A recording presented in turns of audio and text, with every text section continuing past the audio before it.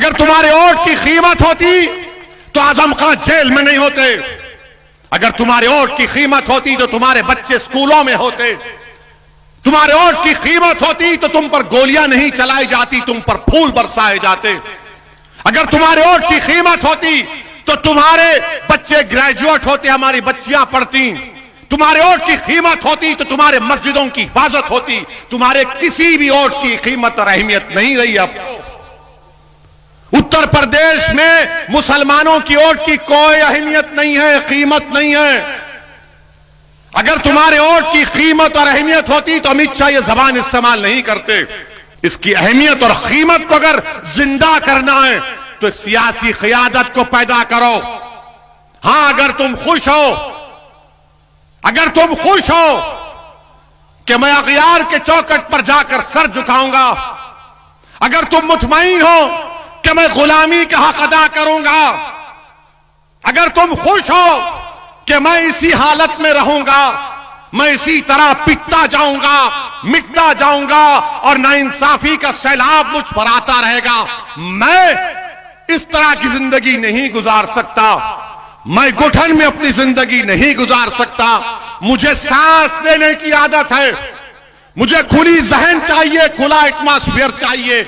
जमहूरियत में मुझे अपना हक चाहिए, मुझे मेरी आवाज उठाने का हक चाहिए। मैं अपना हक चाहता हूं, पार्लियामेंट हो या उत्तर प्रदेश की विधानसभा हो, मैं चाहता हूं कि मेरी आवाज को सुना जाए, मेरे मसाइल को हल किया जाए।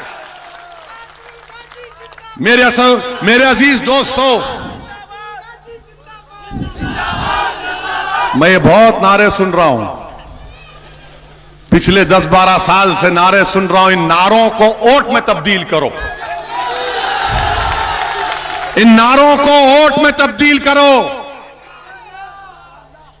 सिर्फ नारे लगाकर आंख में दो आंसू लाकर पोंछ लिए और उसके बाद सुबह उठते कि भैया कैसे हैं, अच्छे हैं, आ गए। नहीं मेरे भाई, करवट लेना है आपको, एक फैसला लेना है आपको।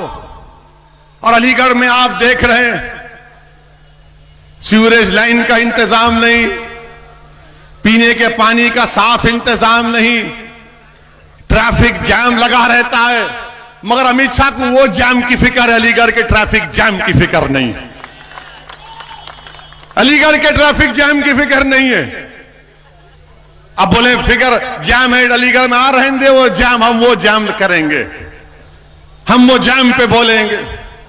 मेरे अजीज दोस्तों और बुजुर्गों, ये जो अपने मजलिस को गाली देते हैं, मजलिस पर इल्जाम लगाते हैं कि मजलिस वोट डिवाइड करती है। सुना होगा ना आपने कि इलेक्शन लड़ेंगे वोट डिवाइड करते। हम जहां कहीं टीवी चैनल पे जाते हमको पूछा जाता है, ऐसा पूछते हैं जैसा कि कोई दामाद ससुराल के घर को आता है। जब जाता है ना बेटा घर को अपने ससुराल में, तो ससुर साहब बैठ के पूछते, बेटा खुश, अच्छे हैं। हमसे वही सवाल होता है, आप लड़ेंगे तो वोट डिवाइड हो जाएंगे, हम लड़े तो वोट डिवाइड होंगे। तो क्या हुआ था 2019 में? 75% मुसलमानों ने समाजवादी और बहुजन समाज पार्टी को वोट दिया। आपने दिया नहीं दिया? अलीगढ़ से आपने बीजेपी को वोट दिया? डर रहे क्यों? वोट दिया क्या? आपने समाजवादी को दिया, बीएसपी अलायंस को दिया ना? हाथ उठाइए। अरे पूरे उठाओ यार। फिर कैसे जीता?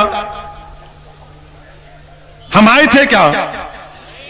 हमारी रूह आके या हमारे अजिन्नात आकर आपको कान में फूंक कर बोले मत दो वोट? कैसे हुआ फिर? 75% मुसलमानों ने उत्तर प्रदेश में 2019 में समाजवादी और बीएसपी को वोट दिया। कितने जीते? खाली 15 लोकसभा, सिर्फ 15। अब कौन जिम्मेदार है इसका? हम जब बोलते हैं कि हिंदू वोट बीजेपी के पास जा चुका है, ये कोई नहीं बोलता, समाजवादी के लोग नहीं बोलेंगे। वो बोलेंगे ओवैसी आ रहा है, देखना भैया तुम्हारे वोट काटने आ रहा है। ये नहीं बोलेंगे कि हिंदू वोट बीजेपी के पास चला गया, वो हमारे हिंदू भाई, उनका इख्तियार है। समाजवादी पार्टी के 3 परिवार के लोग इलेक्शन हार गए, तो क्या तुमने उनकी जबान से सुना कि समाजवादी ने कहा कि हम हिंदू वोट से हार गए? कभी सुना आपने? मगर जब हम खड़े होते हैं तो इनको लगता है कि भाई ये एक दीवाना आया है हैदराबाद से, ये कुछ कर जाएगा। अगर तुम अच्छे होते तो मैं आता ही नहीं उत्तर प्रदेश को। तुम अगर नाइंसाफी नहीं करते तो हम आते ही नहीं थे। हम तो हैदराबाद के उन्हीं चबूतरों पर बैठकर ईरानी चाय पीकर खुश रहते थे। मगर तुमने हमको बुलाया है, तुम्हारे जुल्म ने, तुम्हारी नाइंसाफी ने हमको बुलाया है। और इंशाअल्लाह ताला जब अल्लाह के जात पर तवक्कल करके हमने कदम और फैसला लिया है तो अब पीछे हटने का सवाल नहीं। उत्तर प्रदेश नहीं, पूरे भारत में जाएंगे। मेरे अजीज दोस्तों और बुजुर्गों, मेरे अजीज दोस्तों और बुजुर्गों, 2019 का चुनाव, फिर 17 का असेंबली इलेक्शन, अखिलेश और कांग्रेस मिल गए तो गाना चलाया था, यूपी को इन दो लड़कों का साथ बहुत पसंद है। यूपी की जनता ने कहा हमको नापसंद है और बीजेपी को बना दिया। फिर 14 के चुनाव हुए, 14 का पार्लियामेंट का इलेक्शन हुआ।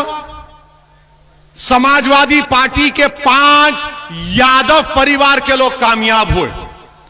बाप, बेटे, पत्नी, दोनों भाई। हम नहीं थे। अब आप बताइए आपकी वोट की अहमियत क्या है? जिस दिन आप मंजलिस को वोट देना शुरू कर देंगे, जिस दिन आप मंजलिस के उम्मीदवारों को कामयाब करना शुरू कर देंगे, याद रखो ये जो गुरूर और तकब्बुर के महलात जो बने हुए हैं ना, इनकी बुनियादों को हिला के रख देंगे इंशाअल्लाह ताला। ये जो जुल्म पर अपनी शख्सियत को बनाकर हमारे सामने खड़े हैं, जिन्होंने हमारे ख्वाबों को और उम्मीदों को चूकना-चूर करके हमारे नौजवानों की जवानी को बर्बाद करके अपने सियासी महलों को तामीर किया है। मेरे अजीज दोस्तों और बुजुर्गों, मेरी आपसे दबन गुजारिश है कि आप अपने ख्वाबों को पूरा करो। आप अपने ख्वाबों को पूरा करो, उसमें कोई मायूब बात नहीं है। डरने और घबराने की जरूरत नहीं है। समाजवादी पार्टी हो, कांग्रेस हो, चाहे कांग्रेस, हम तो भूल ही गए। उनके नेता अमेठी से लड़े, वो हार गए। हम गए थे क्या? अच्छा, कहां से जीते वो? जुनूबी हिंद से, उस कॉन्स्टिट्यूंसी से जीते जहां पर 30% मुसलमान हैं, वहां जीत गए। और ये सब जब मंजलिस की बात आती, नहीं नहीं नहीं, ये नहीं, ये ठीक नहीं है, ये ठीक नहीं है। कांग्रेस पार्टी का ये हाल है, समाजवादी पार्टी का ये हाल है। मगर सब के सब चौधरी बने हुए सेकुलरिज्म के, और सब ये समझते हैं कि मुसलमान कहां जाएगा हमको छोड़कर, मुसलमान कहां जाएगा हमको छोड़कर। मेरे अजीज दोस्तों और बुजुर्गों, मैं आपको यह नहीं कह रहा हूं कि उनको छोड़कर मुझे अपना लो। मैं आपसे कह रहा हूं कि अपने आप को अपना लो, अपने आप को अपना लो, अपने बारे में सोचो। अब याद रखो मेरी इस बात को, ये जो फिरका परस्ती, ये फैशिज्म, ये मुसलमानों से नफरत की जो अंधेरे की रात है, ये रात लंबी रहने वाली है। उत्तर प्रदेश के अजीज लोगों, याद रखो, ये रात लंबी रहने वाली है। अगर तुम ये उम्मीद लगाकर बैठे हो कि इस अंधेरी रात में कोई सेकुलर पार्टी का आदमी चिराग लेकर आएगा, नहीं लेकर आएगा। इस अंधेरी रात में अगर तुम ये गलत सोच रहे हो कि कोई शमा जलाकर मेरे घर को आएगा, नहीं, तुमको इस अंधेरे में अपनी शमा को जलाना पड़ेगा।